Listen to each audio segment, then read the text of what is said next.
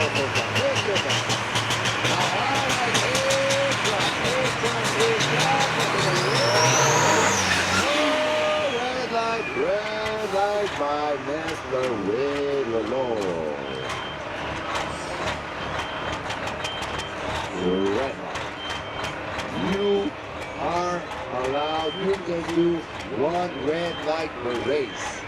Gentlemen, those guys can lose on a red light. So if Mr. Wade alone in this diesel freak truck does another red light, he will unfortunately lose the race. So you have to be very focused on concentration. You need to be focused on that Christmas tree right there. Once that their stage and they're splitting up and their green lights are on, then those guys need to be focused. Look at that. Wait alone. Look at that. Hey, I have road jump road.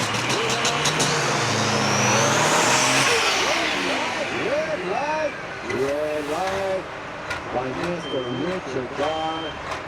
Yes, sir. So each racer has a red light. So the next red light, unfortunately, there's gonna be a winner and there's gonna be a loser. Stay focused, guys.